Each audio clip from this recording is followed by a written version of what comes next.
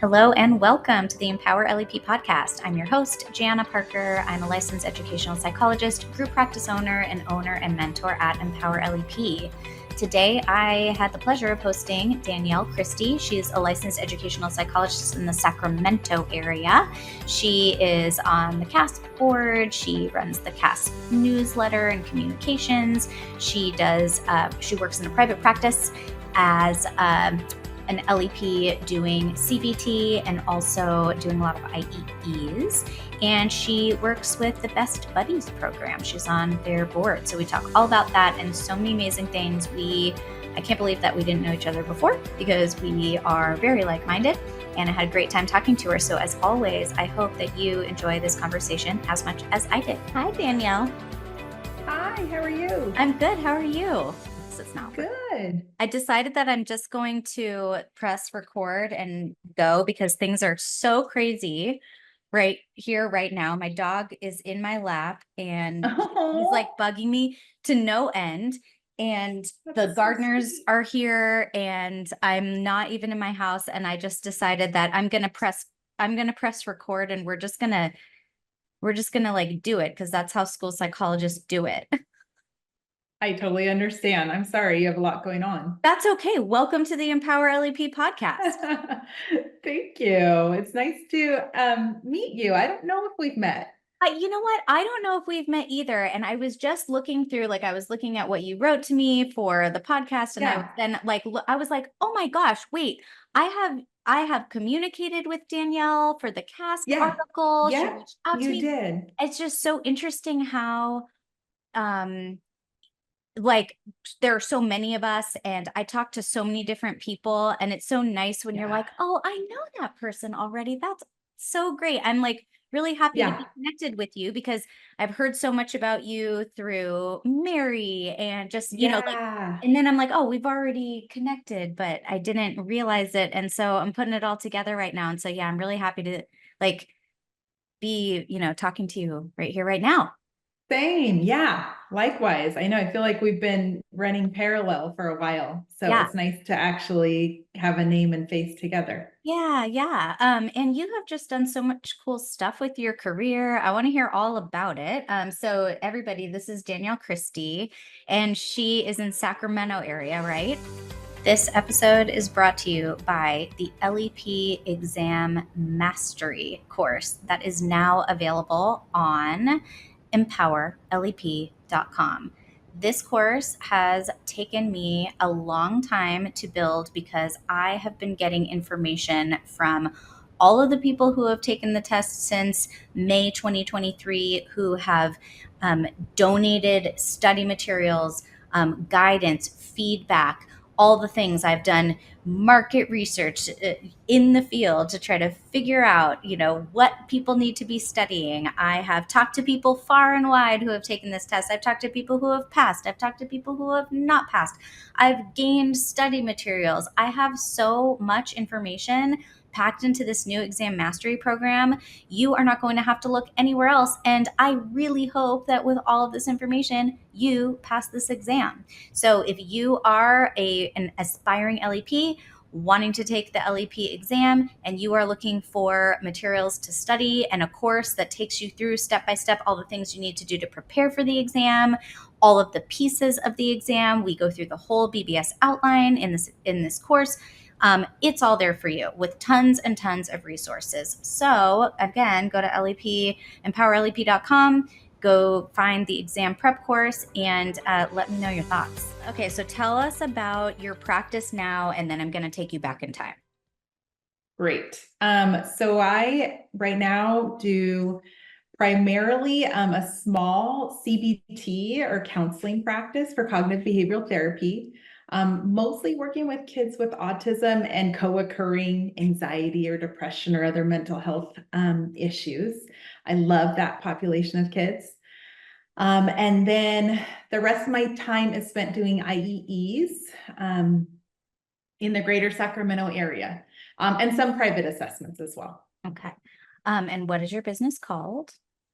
Inclusively Minded. I started my LEP practice about 5 years ago, 2019. And before that was worked in the schools for 15 years before I jumped out into LEP world. You know what? We're like just about the same. I was like 15 or 16 years in the schools, and then I'd been working as an LEP, but I jumped fully after about that amount of time. Did you That's do a awesome. slow transition or did you just jump? A little of both. I was one of my dear friends and I, we got our LEP right after you could, like, I don't remember what it was, a year or 2 or 3 years Yeah, three practicing years. as a school psych. Yep. And then she and I took the test. So that was way back in 2009, maybe. And we just wanted to have it in our back pocket. Yep. And then I didn't really do anything with it for years and years. And then I did a fellowship at the Mind Institute through the LEND program. That I saw stands that. for, Can you describe, like, what does that mean to our listeners? And like, yeah. how did that work? What does that mean? Tell us about it. Absolutely. I would highly recommend it for anyone that has an interest in neurodevelopmental disabilities. LEN stands for Leadership, Education, and Neurodevelopmental Disabilities. And what's really cool about the fellowship is they bring people from all different disciplines. So it's really an interdisciplinary team that works together for a year. And you do kind of everything. We did assessments of kids where we had a developmental behavior pediatrician, myself, a speech therapist, nursing. We had just so many different disciplines that would work on an assessment together, which was very cool. But then I also got to work in their anxiety clinic at the Mind Institute. That's where I really honed my CBT skills. And then I did the social skills group. They do some really great social skills group up here in Sacramento at the Mind Institute. However, LEND is at any kind of teaching university. So Huh. UCLA has one. They're all over the country, really. And I Interesting. cannot say enough good things about LEND if you are interested in that population of kids and people. And you are a master's level school psychologist. You don't and Mhm. you can go do a program like that. Yeah, LEND really wants people from all walks of life. So they Hmm. also want parents, they want self-advocates. They really have, um, they really want to have people at the table that have lived the life. And so I had a child with autism. That's kind of was that really sparked my interest. My son is 10 now. Back then when I did it, he was 5. And I was like, I really want to live and breathe this world.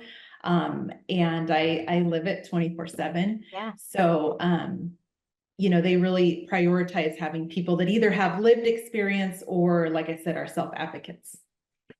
Interesting. Can you talk, this is a little bit off topic. Can you speak a little bit to, when I struggle in my practice in terms of wanting to make sure that if we're doing a neurodevelopmental assessment of, of a kid who potentially has autism, in our scope as educational psychologists, if a parent comes in and says, I wonder if my kid has autism, I feel like that's outside my scope. However, if I feel like my kid has autism and they're having issues learning at school because they're, more school age, more than like the 2-year-old who is getting diagnosed with autism for the first time. But a lot of times we'll get in like 5 or 6-year-olds, or even 8 and 9-year-olds, or even some teenagers, right, who have never been diagnosed, and who, uh, have less obvious presentations, or maybe even have more obvious presentations, but just haven't been diagnosed. I struggle to, like, I always feel like maybe I need a clinical psychologist or a doctor to be part of that assessment. And I've had a clinical psychologist on staff, so it's worked out well. But what did you learn in terms of who can really diagnose autism? And not that as educational psychs we can't, but it's like I want to make sure that when an insurance company is looking at this diagnosis, that they don't have any reason to say, oh, this wasn't a qualified person doing this assessment. So do you have any insight into that? Yeah, I think that that's a great question. And I think that that was part of what led me to want to do the fellowship at the Mind Institute, is because I did get that specialized training under the supervision of clinical psychologists.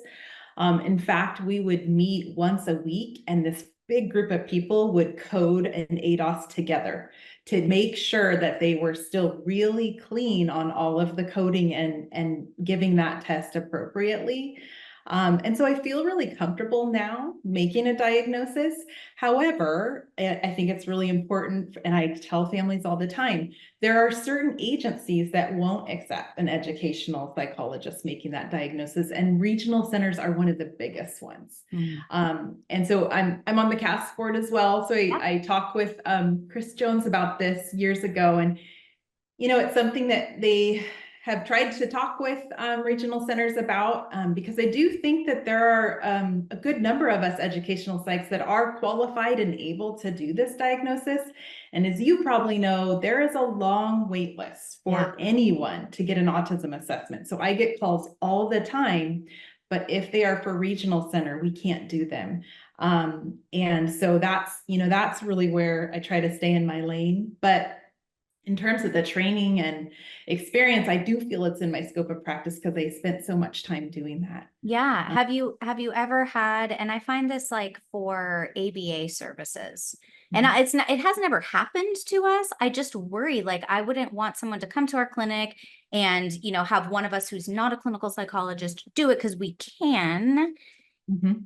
but I don't want a family to be denied ABA from their insurance company because it doesn't have the right provider. Now, if that were to happen, I would think, you know what, I would just communicate with the child's pediatrician and, kind of go that route because a pediatrician because can do that. But I just want to make sure that families can get what they need. We've even Yeah. had sorry, totally other topic, but I not topic, but statement. I've had uh well, now I just lost it. Sorry. That's Never okay. mind. That's okay. I haven't had that happen yet. Okay. I do quite a bit of super billing for my CBT. And so that has all gone through. I think sometimes insurance companies are confused about what we are. Yeah. And so they've definitely questioned me, but again, I'm really clear with families, even with super billing. I'm a small private practice. So I tell them, you by all means you can try, and I will put all the appropriate codes, but I don't do any direct insurance billing. I just don't have the manpower for that. Right, right. Okay, okay. Well, that's good to know. Yeah. What I was gonna say was we've had some insurance companies accept people's insurance as for us as in-network providers Oh, nice. because there's such a shortage Yeah. Yep. practitioners and people are waiting 6 to 8 months to get I an know. autism diagnosis and you can't I know. wait that long, I know. Yeah.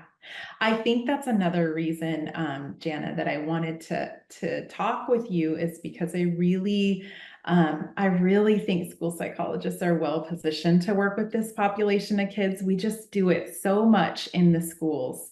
And if that's a population you're, passionate about and you like working with, I'm always trying to get folks to get their LEP and then to do CBT, cognitive behavioral therapy, because that is another, not only the diagnosis is a shortage, but then getting CBT, which is one of the evidence-based treatments for anxiety and autism that co-occur. I get calls every week that I have to turn away. There are so many folks looking for CBT, and a lot of MFTs or other professionals don't feel comfortable with autism still, Right. which just blows my mind. But I feel like school psychologists, that we work with that population so much. So I think it is a really good pathway for folks that are interested. Yeah, absolutely. And I was reading, you have like a program that you wanted to talk about. Yes. Yep. Oh, Best. yes. Yeah, yeah. In my in my free time, Yeah, yeah, in all your free time. all my free time, I've gotten involved with Best Buddies, which is a nonprofit that promotes inclusion and meaningful employment for kids and people with disabilities. And so they were started by the Kennedy family in Florida, Best Buddies, and it's national, it's global. But just recently they moved up to Sacramento. And about a year ago, I got asked to be on their board of directors, and I just cannot say enough good things about this organization. I think school psychologists should know about it for the friendship clubs that they have. So what they do is at mostly high schools. They are trying to branch into middle and elementary, but mostly high schools, it's a good fit. They provide training for the staff. So you get a staff that's going to be, your kind of lead key person. And then for the students, and what they do is they match typical kids with kids that have disabilities as friends. And then they set up 2 activities a month, could be more, right? Usually organically it starts to grow. Kids go to the movies together, they go to bowling. But it really is, again, trying to promote inclusion, that these kids don't have to be separated in this room at the back of campus, but that they can really be integrated in campus so that after high school, they can be integrated in life.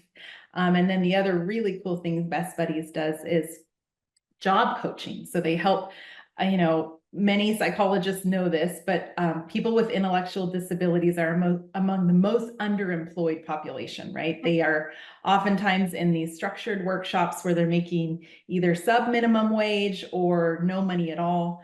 And they're not contributing, and they have Right. so much to give. And so Best Buddies works with private and public companies to try and match a person with whatever their interest is. We have someone in Sacramento who loves Target. And so we got her a job at Target, but Best Buddies provides the coaching for her. And they meet with her weekly to talk about A, how to get the interview, but then B, how to keep the job and any troubleshooting that might come up. Whereas a big organization might not have the staffing or the money to do that. Best Buddies steps in and kind of holds the person's hand with a disability. So I'm really passionate about that work. Yeah. It's something that is near and dear to my heart. And yeah, it's been really fun to get involved with the last couple of years. I love that. So at the high school, before I left public education, I was a program specialist, and one of my primary roles was working as I ran the workability Oh yeah. contract and the Yeah. Department of Rehabilitation. And I transitioned all of the kids who were in our non-diploma pathway to their community-based classes for high school, and then from high school into their post-secondary classes.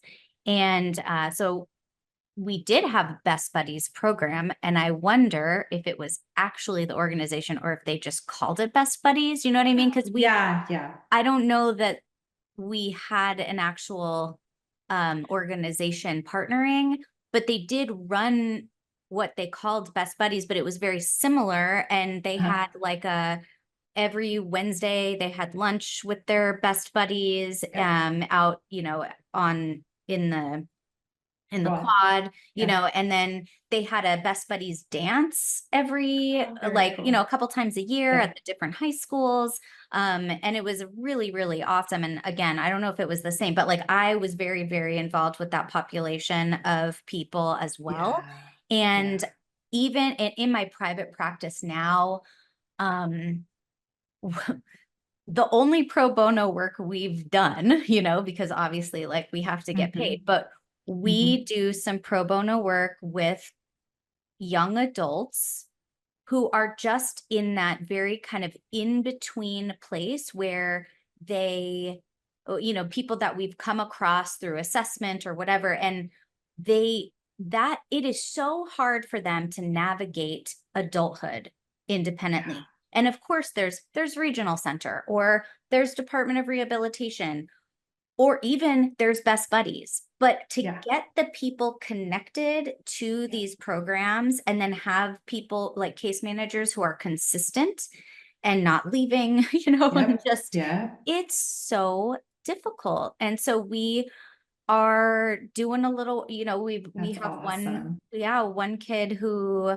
we got a job at a school district, and Very cool. we're having to help navigate relationships and Yep. your supervisor and what happened, because things happen so fast at a school, Yeah. and it is difficult to process or understand what people meant or read between the lines Yeah. or pick up that social communication. And so we're really having to help, and like, but it's these kids are going to be more successful and have more opportunity if we can stick by them. And I absolutely agree with you that school psychologists are 100% people to do this Yeah. work. So I love Best Buddies, and I'm going to talk to you about it later. Oh, I'm so happy. I was gonna say they have a big one in San Francisco. Are you in the Bay Area? We are, but we're in the South Bay, like San Oh, okay. Jose. So the other Mhm. side. Yeah. Yeah. Because yeah, I would say maybe get connected with them because it sounds like your work is very similar. And um, I mean, like I said, I can't say enough good things about the job coaching program that they've Mhm. developed. It's really strong. And so what I'm doing, because it's new to Sacramento, I'm trying to talk to companies to talk about Yeah. being a partner with Best Buddies. We have just one more plug about Best Buddies for Sacramento listeners is that we have a gala on November 21st. And it's at Scott's Seafood on the River, beautiful spot. If you want to come and learn about Best Buddies, I really, you would not regret it. It's such a beautiful night. We have, I'm a big believer in neurodiversity affirming practices. And so we have two people with IDD on our board. It's the most fun board I've ever been on Yeah. because it's just, they really do represent the community well.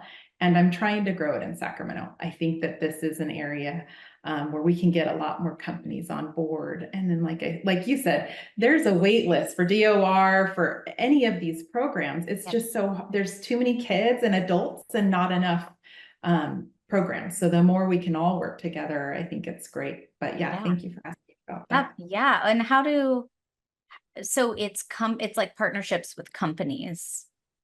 That's what we're working on, because it's so new to Sacramento. San Francisco, they have a pretty good base. So they have like Genentech down there, some of the big companies they have relationships with. And, Sacramento, because we're new, we're trying to build some. We got Target, we're trying to get, a few local Sacramento businesses. But yeah, and I really just think this is all the way of the future. That I really hope we're going to get to more integrated employment for these people so that they do get to contribute and feel Yeah. part of society. You know what is so interesting? This just makes me think, like, when I got my job as a program specialist supporting this kind of area population, I was like in a little niche, Mhm, right? mhm, Um, mhm.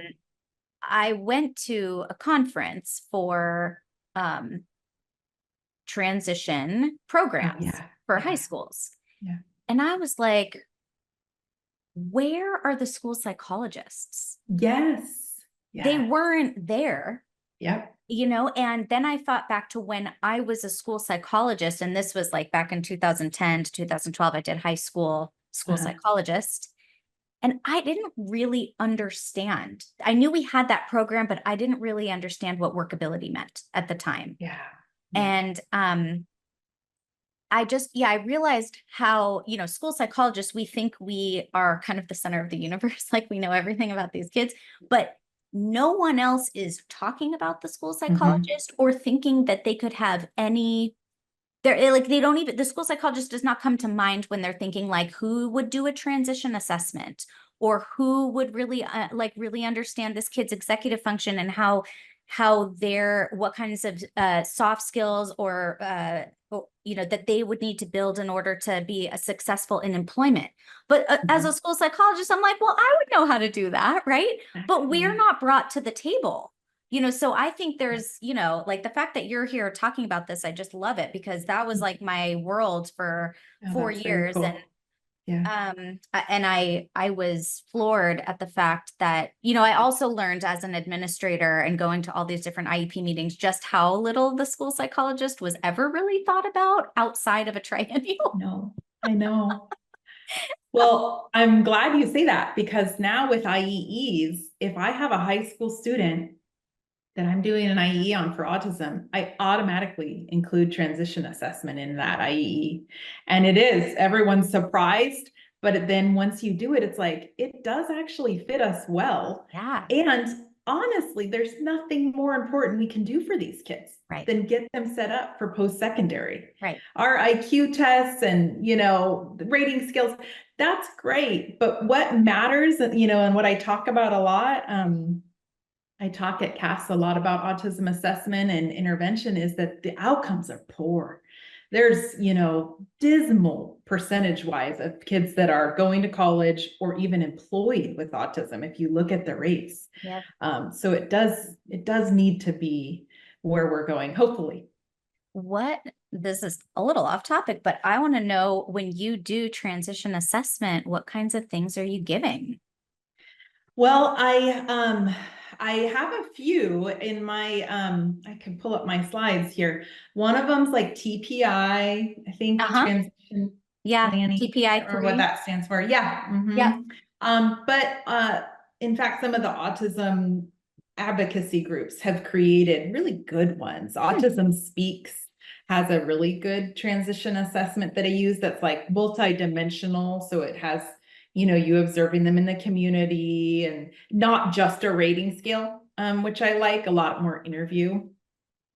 And then there's like life skills assessments, a couple of really good life skills. That's another thing that no one looks at, Yeah. so rarely, I would say. And as you know, you and I worked in the schools, so we know when I was in the schools 5 or 6 years ago, there was one transition person for the whole district. It was a small district, but still, Yeah. they're spread really thin. Yeah.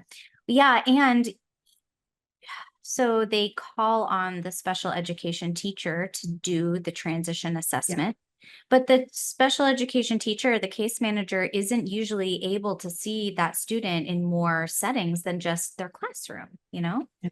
And as, in that role, I really got like a new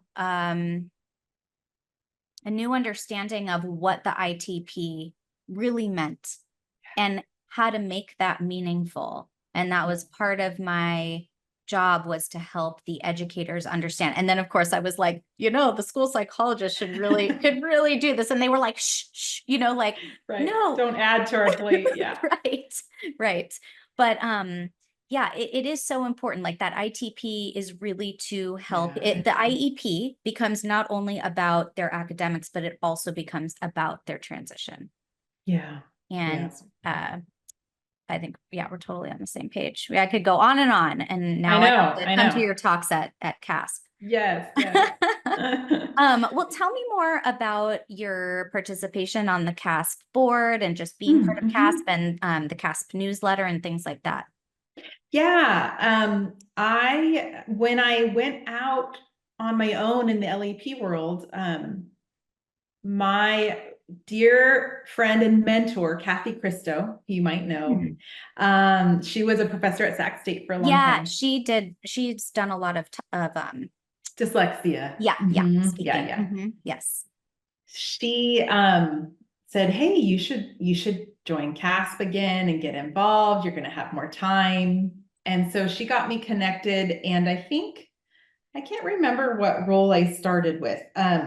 Maybe position paper chair, I think. And now it has evolved to CASP communication co-chair. And what I do is any kind of resource papers or position papers, and then as well as edit Cast Today, which is our informal journal that we have publication 4 times a year. And I do that with a co-chair, Barbara Dinko, who is wonderful. Awesome. And it's been great. Yeah. Getting involved in CAS, especially, going into being an LEP can be lonely. I didn't have, my school staff and a team. So it was really great. And I think it's good for all of us. I was really involved at CAS at the start of my career. I got busy. I had kids. I kind of stepped away for a few years, and it's been great to be back. It's nice to have that community of folks. Yeah, awesome. And uh when you started your practice, I don't think you, so did you jump ship from like, were you already doing your practice and then you left the schools? And what was kind of like the impetus for like, I'm gonna just do private practice now? Yeah, I kind of thought about it for about a year before I did it. I worked part-time because my son was in preschool and he was about to start kindergarten, and I didn't want to be the school psychologist at his school. I wanted him to have his space and not to have that have that separate relationship, just to be mom. Yeah. And so it was the perfect time. I had just finished the fellowship at the Mind Institute, so I really found my mission. That honed me in on, like, I want to advocate for inclusion, and I want to do a lot of autism and co-occurring ADHD, anxiety, mental health kind of population. And so started planning a year before, and then I quit completely. And yeah, I think it was 2019. So my son goes into kindergarten 2019, and then 2020 March, right, the pandemic hit, and I had just started this business. However, I needed to help my son quite a bit through COVID and distance learning as a kindergartner with autism. So the timing worked out. In some ways, it's a hard time to start a business, but then in other ways, I was more available for him as a mom. Yeah. So, Yeah. I started mine in January 2020 as well. So, but okay, I yeah, didn't, same, yeah. yeah.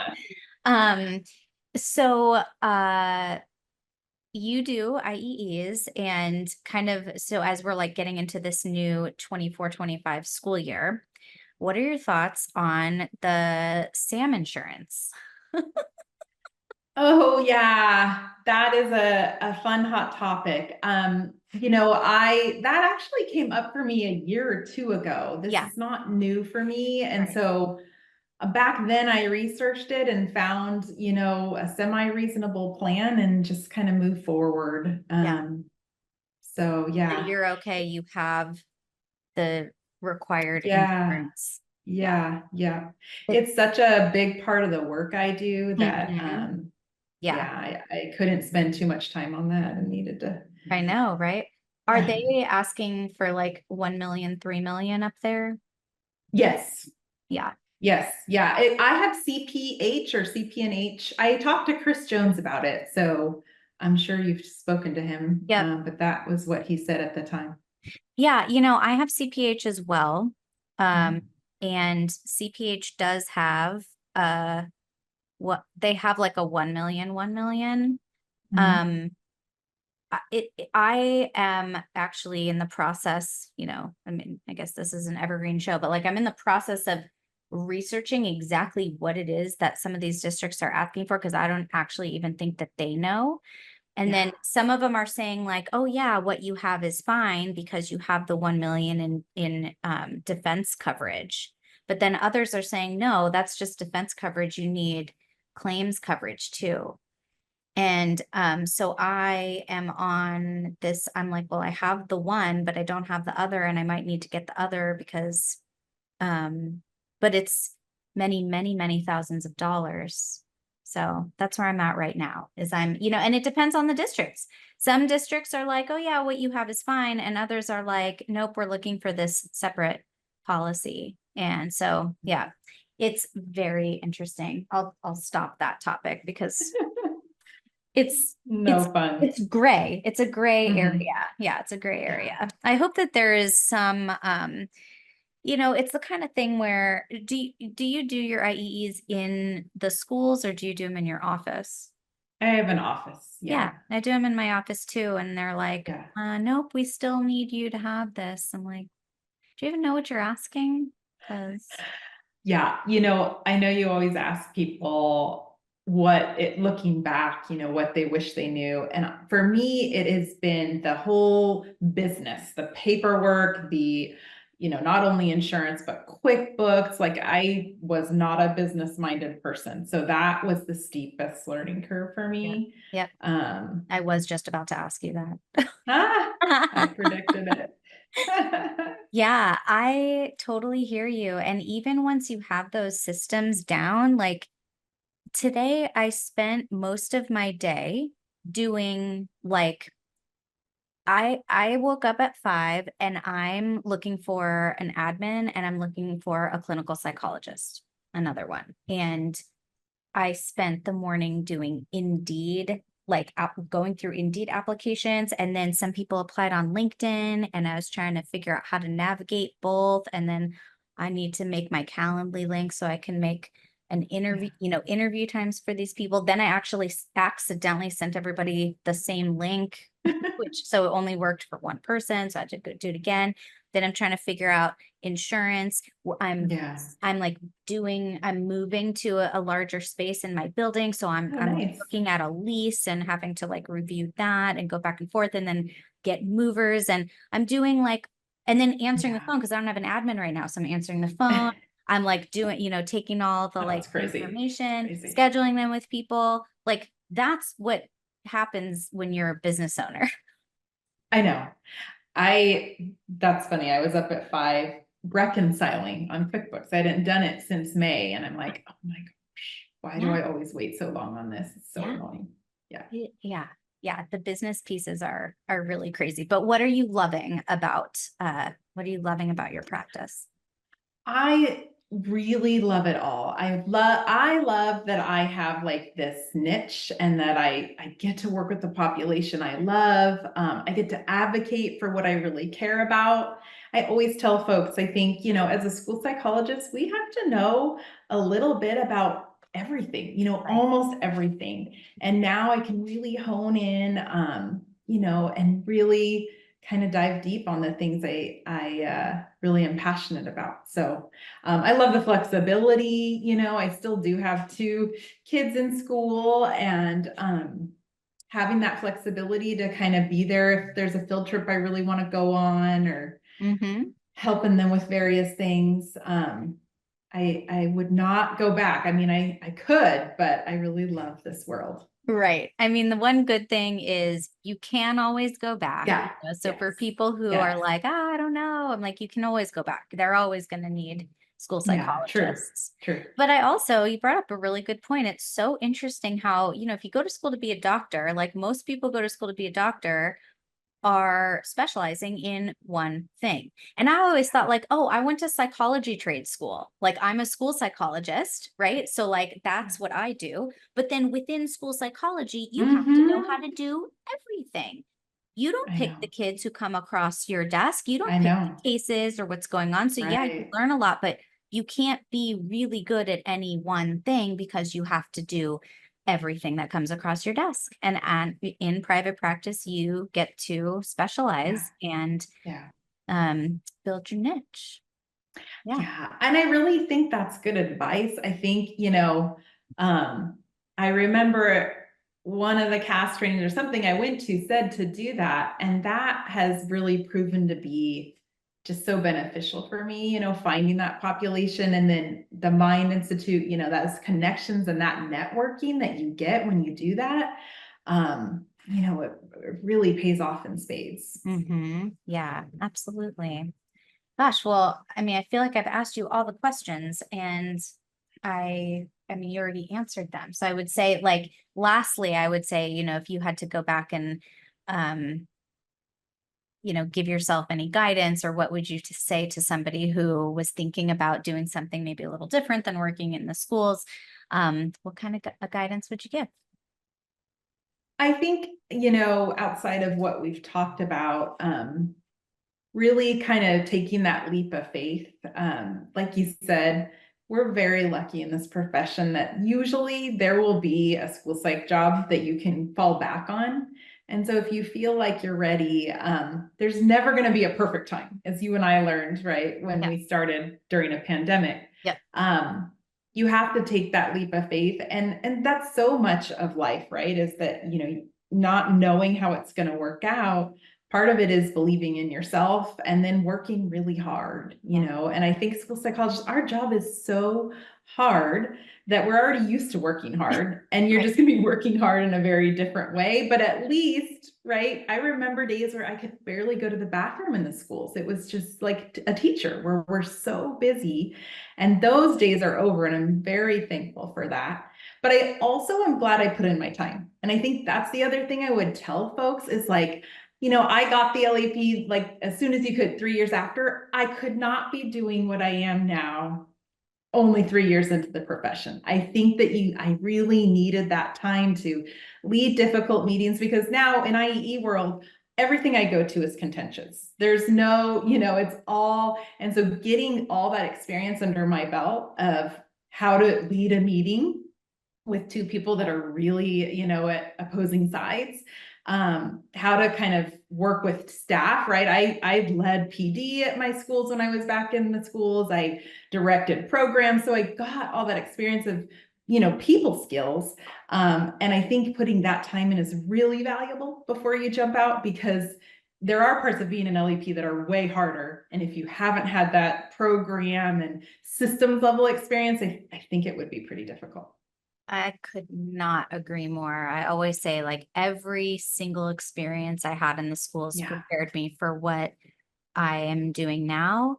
And I worked in someone else's private practice for Yeah, several that's cool. years before I started my own. So kind of similar to what similar but different to your experience at Mhm. the Mind Institute. I worked Mhm. at a developmental behavioral pediatrician's office with a So cool. multidisciplinary team, and I got to, like, Thanks. kind of learn alongside people from different practices, got some insight, had a team of LEPs that I could learn from in terms of honing my clinical skills versus my school psychology skills. And it was a lot different, and feeling like I had someone else kind of backing me up, even, was Yeah, helpful for me to find my footing in the clinical world and feel confident with that. Because you're not just cranking out a school psych report in clinical practice, Mhm. and so the experience that you get in schools is undeniably important. And I think I really feel for newer school psychs these days, because I I feel know. like it's even more crazy than it was when I was, in my first 10 years learning, right? And I people think are kind of like, so. I want to get out. I'm like, wait, but I know. I learn though. know. I know. Well, and I mean, that's, you know, I also work at Sac State a little bit, and that is, you know, these training programs, they have a lot to fit in the 3 years that they have these students. And so I really always tell them, like, don't stop learning after you leave Sac State. Like, keep coming to CAS. I really encourage people to keep doing PD. As I can't remember, I haven't talked about this with you, but I talk about it often that I wish the school psychologist credential had continuing ed that you had to do. Like, we have to as LEPs, which I think is great, because so much has changed. I have completely revamped the way I look at dyslexia, dysgraphia, dyscalculia from the beginning of my career to now. And if I hadn't kept up and, you know, I mean, I'm literally every week reading stuff about it and keeping fresh. Yep. Um, and so you just imagine that there's no requirement for school psychs to do that. I know many of us do, but some of us don't have time or funding from our district. So I just think, like, we have to be lifelong learners. This is Yeah, an evolving field. absolutely. It's one of my mission statements at my practice, Good. Oh, lifelong that's learner. great. And I agree. Like, I was always really, really into continuing education, and Yeah. I just wanted to, like, I learn best in a workshop kind of format. I Yep. just love going, and so I always did. But yeah, it blows my mind when you're like, oh, are you going to CASP? Like, oh no, I'm like, no, go to CASP. I Like, know. it's so good and inspiring. And I mean, I'm with you. I was giving dyslexia talks in 2021 to Yeah. CASP, Yeah. and Yay. now I'm still giving dyslexia talks, Yeah. and it's completely changed, even from Totally. 2021, Yes. right? Yes. Completely changed. I just did a triennial in private practice. Like I Uh-huh. just assessed Uh-huh. a kid that I assessed in 2021 and I just finished his assessment now. And I'm like, wow, like looking at even at my report and thinking, oh, So good. Yeah, I have a I know. totally different, like, oh, hello, science of reading. Like, Yeah. you know, Yes. um, Yeah. yeah, In fact, I might have gone to yours in 2021 or looked at it well, because I was so forget that. happy to see what you were talking about. I mean, I feel like now more of us are talking about that, but Yeah. just you cared a lot about academic assessment Right. tools, right? That like a Yep. lot of us, the school psychs don't know, but it's such a critical piece Yeah. for dyslexia. So yeah, that is very good. Yeah. I'm talking at CASP in October about academic achievement testing for Oh, good. LEPs and school psychologists as a whole. Oh, wonderful. Yeah. Yeah. I mean, that was another area as an LEP that it's like, oh yeah, I learned a lot about what academic assessments I like, how to give not just the basic 6 subtests, but yeah, so that's great. I love that you're doing that. That's Yeah. very, Yeah. very I mean, good.